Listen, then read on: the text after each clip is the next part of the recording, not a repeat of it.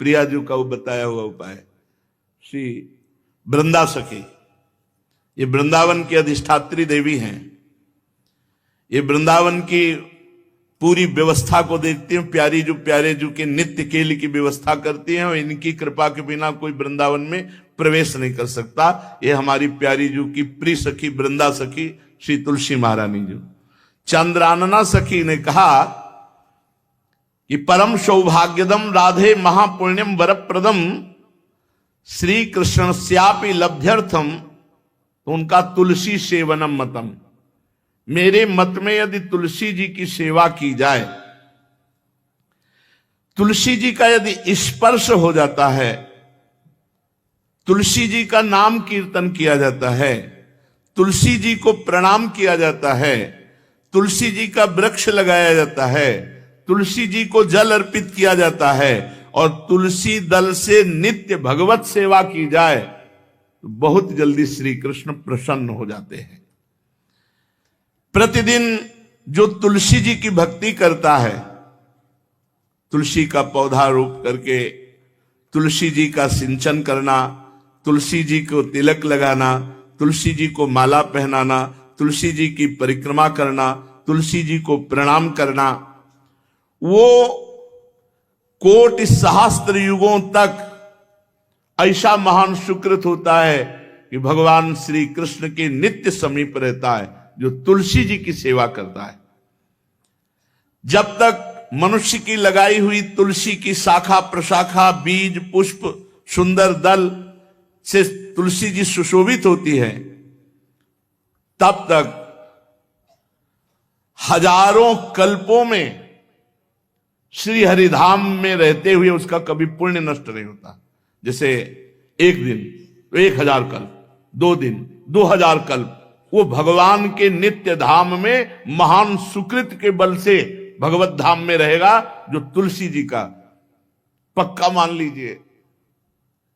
जब स्वयं में से तो तुलसी जी रोपण करके तुलसी जी का एक वन लगाया था और रोज नवीन नवीन मंजरी तुलसी दल लेकर प्रभु के चरणों में, कहीं न कहीं तुलसी जी की कृपा हुई। वृंदावन, ये वृंदा अधिष्ठात्री देवी वृंदावन की है, इनकी कृपा के बिना।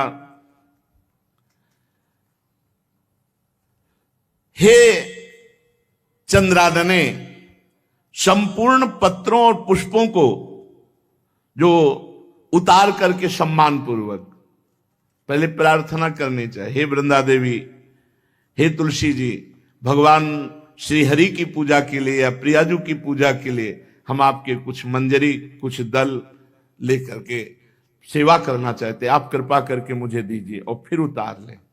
ऐसे नोचना नहीं, बहुत सम्मान से बहुत प्यार से, तो तुलसी जी प्रसन्न होती हैं। जो मनुष्य तुलसी दल से श्री हरि की पूजा करता है, कोई भी पाप उसका स्पर्श नहीं कर सकता। पूर्व में किया हुआ कोई भी पाप उसको दंड नहीं मिलेगा, जो तुलसी जी की आराधना नित्य करता है। अब इतना जल भी ना चढ़ा दे, हमारे पुण्य हो जाए और तुलसी जी अंतर ध्यान, अनुकूल जल, जैसे मान लो गमले पे हैं तो इतना बड़ा तांबे का रोज उससे चढ़ा, हम भर के लोटा चढ़ा दोगे 2-4 दिन में अंतर ध्यान हो जाएंगे तुलसी जी। बहुत विवेक से जरूरत है, मतलब भारी पुण्य होगा। अब इतना बड़ा लोटा रोज जल चढ़ाओगे तो 2-4 दिन में पीली होके अंतर ध्यान हो जाएंगे। भाई इतना जल, अनुकूल जल चाहिए। एक तांबे का छोटा सा लिया, ऐसे रोज डालो, उसमें कोई फर्क नहीं, और गमला उठाकर धूप में विराजमान करो। सेवा का मतलब क्या है? जो तुलसी जी को जल अर्पित करके तुलसी जी की सेवा करता है, हरि चिंतन करता, कभी कोई पाप उसका स्पर्श नहीं कर सकता। 100 भार सोना, 400 भार चांदी,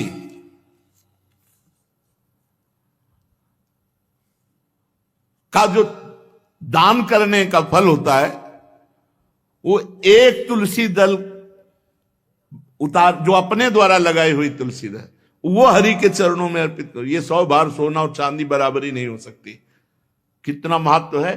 जो रोज तुलसी दल चयन कर, द्वादशी को न चयन करे, द्वादशी को मतलब बहुत बड़ा अपराध लगता है तुलसी दल का, इस मतलब तुलसी के वृक्ष का भी स्पर्श न करे। प्रणाम नमस्कार दूर से, एक भी दल नहीं टूटना चाहिए। द्वादशी को ऐसा हमने महापुरुषों से सुना है कि मंजरी और पत्र उतारना ये ठीक नहीं, बिल्कुल नहीं ठीक है। ब्रह्म हत्या का फल लगता है, अगर जो पाप लगता है अगर कोई द्वादशी को तुलसी चयन, बहुत सावधानी से। जिसके घर में तुलसी का बगीचा होता है, कई पौधे होते हैं, उसको कहीं तीर्थ जाने की जरूरत नहीं, उसका घर तीर्थ है जिसके घर में तुलसी के पौधे हैं। और यमराज कभी उस घर में किसी भी मरने वाले को लेने नहीं आएंगे। जिसके घर में तुलसी, लगा लो भैया तुलसी लगा लो घर में, काहे को यमराज को आने दोगे। सबके घर में तुलसी, कितना सुंदर पहले था। घर में आंगन होते थे, आंगन में एक बहुत बड़ा, और फिर उसमें तुलसी जी, और फिर उसमें 2-4 नर्मदेश्वर और शालिग्राम ऐसे, और फिर घर का हर व्यक्ति जल चढ़ाना, प्रणाम करना, नमस्कार करना, 4 पर। कितनी पवित्र पद्धतियां हमारी थी। जब रसोई बने पहली गाय के लिए, फिर कुछ पक्षियों के लिए, फिर कोई संत महात्मा, कोई भिक्षु, ऐसा कितना पवित्र व्यवहार। अभी यहाँ जैसे हमने देखा है, ये रसोई बन रही ना तो धुआं नहीं खत्म होने पाता, वो ही सब अपवित्र किए हुए हैं, राक्षसी बुद्धि आती चली जा रही।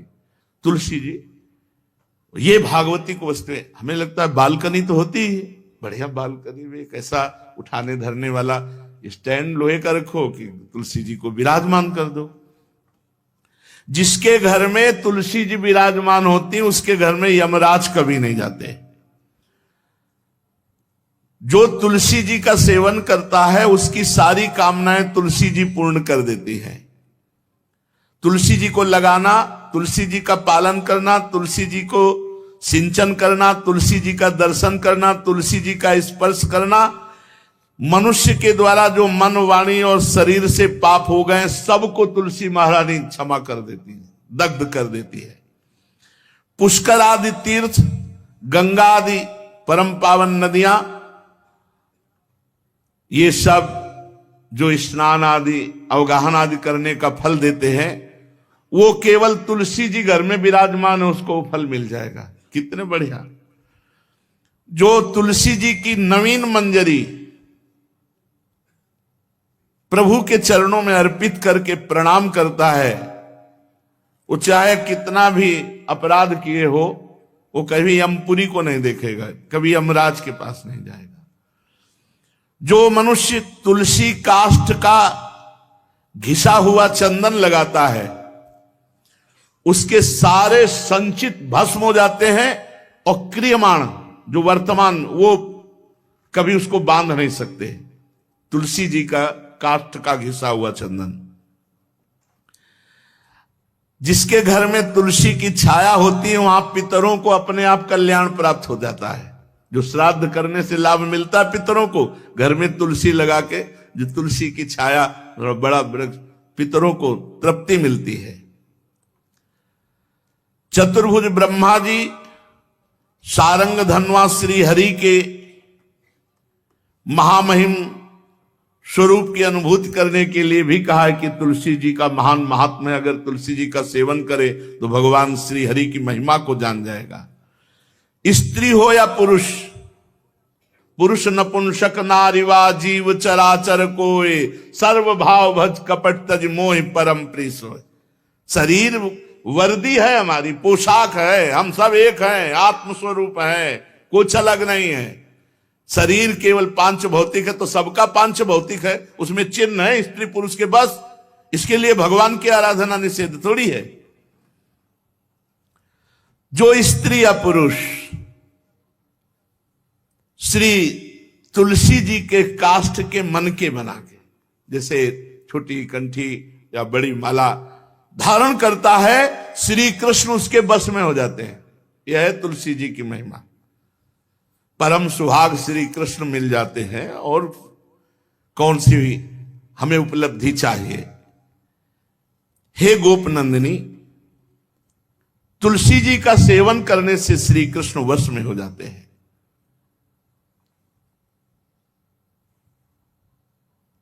जो तुलसी की माला से नाम जप करता है, काउंटर वाली बात तो स्मृति के लिए भाई है, हम निषेध नहीं करते, नहीं बहुतों के भजन बंद हो जाएंगे, पर हम इतनी महिमा जरूर बता देते हैं कि तुलसी माला से जो नाम जप किया जाता है उससे आध्यात्मिक सिद्धि बहुत जल्दी होती है। गुरुदेव भगवान कहते जो अंगुलियों से रगड़ होती है मन का से, उसमें आध्यात्मिक ऊर्जा शक्ति तुलसी माला से। प्लास्टिक पर भाई करो, निषेध नहीं कह रहे, बंद हो जाएगा वो भी राधा राधा कहना, वो हमें बंद नहीं करना, हम कह रहे तुम जैसे बने वैसे करो, लेकिन माला का बहुत बड़ा प्रभाव है। तुलसी परम पवित्र भगवान श्री हरि की प्रिया, और उनके काष्ठ को जब हम ऐसे ऐसे नाम के साथ, तो विशेष ऊर्जा शक्ति, आध्यात्मिक शक्ति हमें जागृत होती है। हो सके जिनको ऐसा बन सके तो छोटी एक वो आती है सुमिरनी, उसको रख लो, अपनी जेब में रख लो, उससे करो। और नहीं है तो भैया तुम इसी से करो, नाम जप करो, भाव को भाव अना खालसो, नाम जपत मंगल दिस दसो।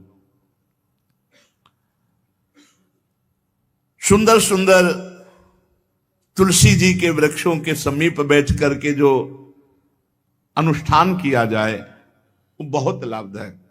श्रीमद् भागवत का, गोपाल सहस्त्र नाम का कोई भी पाठ तुलसी जी के समीप विराजमान करके किया जाए, आचार्य को बुला करके तुलसी पूजन करना चाहिए, विविध प्रकार के अनुष्ठान, अरे तभी तो सब मंगल होता है।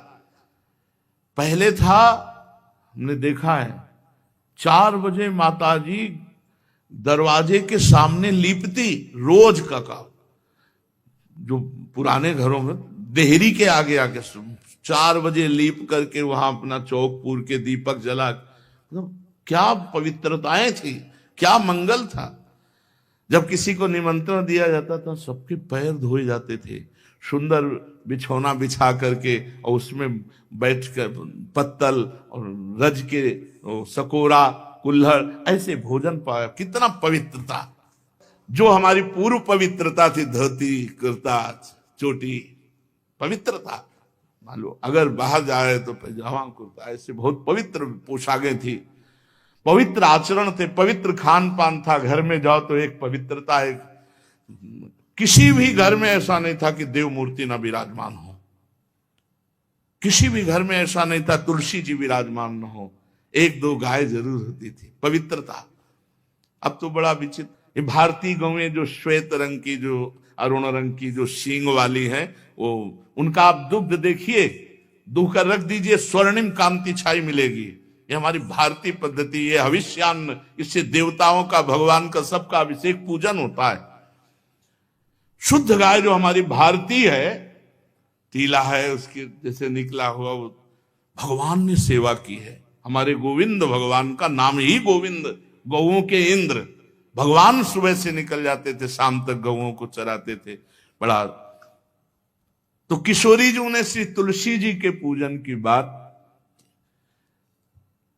भगवान गोपियों से वादा किए थे कि अब तुम्हें अगली पूर्णिमा को रास, अब रास बिना रासेश्वरी के नहीं हो सकता, लिखा हो चाहे ना लिखा हो। कोई भी विद्वान, कोई भी प्रवक्ता इस बात को बतावे, कहते हैं भागवत में राधा नाम नहीं लिखा है, भागवत राधामय ही है। सांद्रानंद घन प्रेम मूर्ति किशोरी, बिना लाडली जू के कोई रास बता दे कहीं भी, कभी भी, कैसा भी। महारानी जू के बिना रासेश्वरी के रास हो ही नहीं सकता, लिखा हो चाहे ना लिखा हो। क्यों नहीं लिखा? याते श्री सुख प्रगट कियो नहीं, जहां बोले राधा तो समाधि लग जाती हो, यहां 7 दिन में तक्षक काटना है।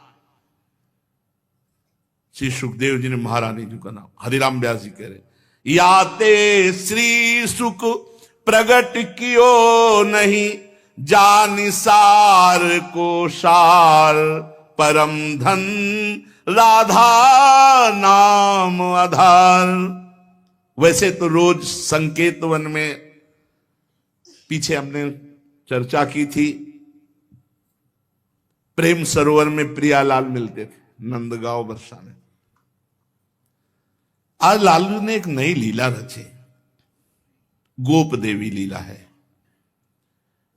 श्री लालजू महाराज प्रियाजू को रास के लिए उन्होंने सोचा एक बार छलिया रूप रख करके महल में प्रवेश करते हैं, देखते हैं लाडली जू पहचानती है कि नहीं, और कितना प्यार लाडली जू करती है। महाराज तो जो रूप धारण करें तो सबे सुंदर हैं, तो सुंदरता के समुद्र हैं।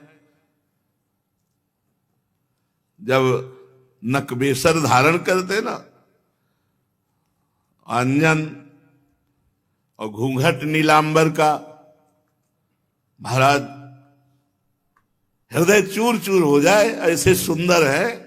गोरी किशोरी भी चकोरी है जिनकी, नीलांबर धारण करके, और जिस समय लाली लगा के महाराज अपने राधा पी जी को कभी कभी जब आते हैं तो देखो ऐसा लगता है यार बलिहार है महाराज, जो रूप धारण करते हो सीधे हृदय पर प्रहार करते हो। प्रभु ने गोप देवी का रूप धारण किया, गोपांगना का।